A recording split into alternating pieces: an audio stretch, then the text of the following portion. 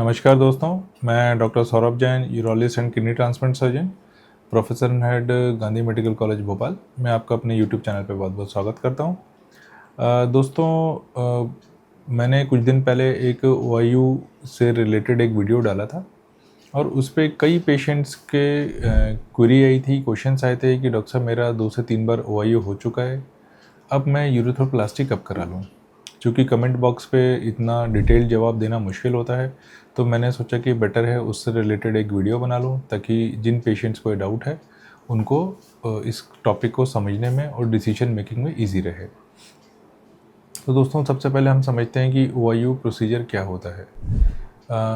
Basically जिन patients को पेशाब के रास्ते में सिकुड़न आ जाती है, मेल्स को, उनमें हम क्या करते हैं, एक ऐसी ही इतनी ही पतली एक दूरबीन होती है जिसको पेशाब के रास्ते डाला जाता है, और जहाँ पे पेशाब में सिकुड़न होती है वहाँ पे एक इस दूरबीन के अंदर से एक ब्लेड या नाइफ़ निकाल के उसको हम कट लगा के खोल देते हैं।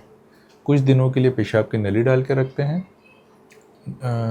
और उस नली को कुछ दिनों के बाद निकाल देते हैं। बाद में पेशेंट को बोलते हैं कि आप अगले 3 से 6 महीने तक के लिए अपना सेल्फ़ कैलिब्रेशन करते रहिए।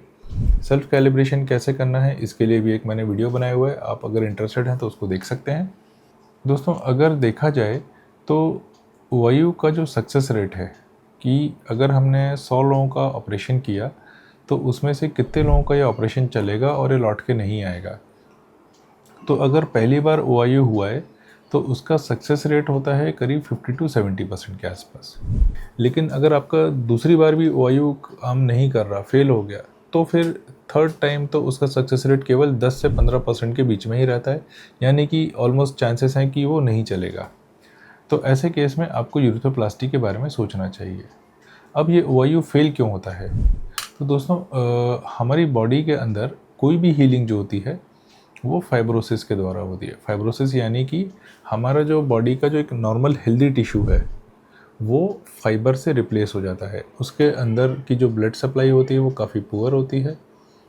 तो जब हम किसी उसको ओआईयू करते हैं, प्रोसीजर में ओआईयू करते हैं, तो वहाँ पे भी धीरे धीरे फाइब्रोसिस होता है, और एटलीस्ट हम इनिशियली गुंजाइश इतनी रखते हैं कि फाइब्रोसिस हो तो वो पूरे रास्ते को बंद ना करें। लेकिन कुछ लोगों में वो फाइब्रोसिस ज़्यादा होता है या स्ट्रक्चर पहले से ही इतना ख़राब होता है कि वो फाइब्रोसिस काफ़ी ज़्यादा होता है और वो सिकुड़ जाता है, और उस रीजन की, जो उस एरिया की ब्लड सप्लाई धीरे धीरे कम हो जाती है, वहाँ पे स्कारिंग हो जाती है।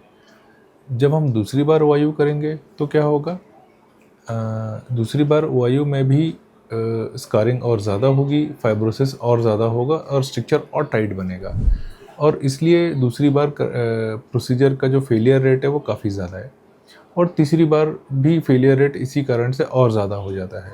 तो ऐसे केस में इसको फिर फॉर्मली यूरेथ्रोप्लास्टी करके रिपेयर कर। तो दोस्तों, आइए अब देखते हैं यूरेथ्रोप्लास्टी क्या होता है। यूरेथ्रोप्लास्टी एक सर्जिकल प्रोसीजर होता है जिसको हम बड़ा प्रोसीजर कहते हैं या बड़ा ऑपरेशन कहते हैं। उसमें क्या करते हैं, हम पेशेंट की स्किन में चीरा लगाते हैं और वहाँ से हम पेशाब की नली के पास जाते हैं, उस नली को भी खोलते हैं, और उस नली को या तो हम काट के, जो स्ट्रक्चर सेगमेंट है अगर वो छोटा है, यानी कि अगर सिकुड़न छोटी है तो उसको पूरी काट के, और जो हेल्दी नली है उनको आपस में सिल देते हैं, या फिर मुंह के अंदर की चमड़ी लेके या फिर लिंग के आसपास की चमड़ी लेके उस चमड़ी से जो गैप होता है, जो रास्ता ख़राब हो गया है, उसको निकाल के कट लगा के उसमें वो चमड़ी लगा देते हैं।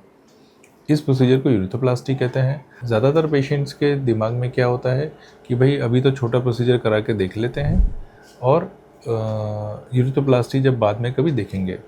दूसरा, यूरेथ्रोप्लास्टी एक टेक्निकली बहुत चैलेंजिंग प्रोसीजर है, इसकी कॉस्ट भी ज़्यादा है। ज़्यादातर यूरोलॉजिस्ट इसके लिए काफ़ी ट्रेनिंग लगती है, और ओआईयू एक तरीके से एक शॉर्टकट है।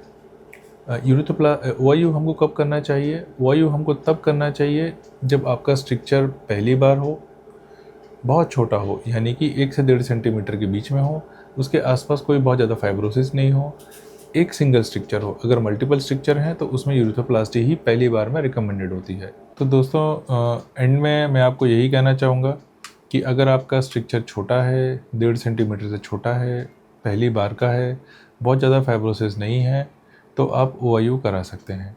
अगर आपको ये समझ में आया तो इस वीडियो को लाइक करें, चैनल को सब्सक्राइब करें। Thank you so much.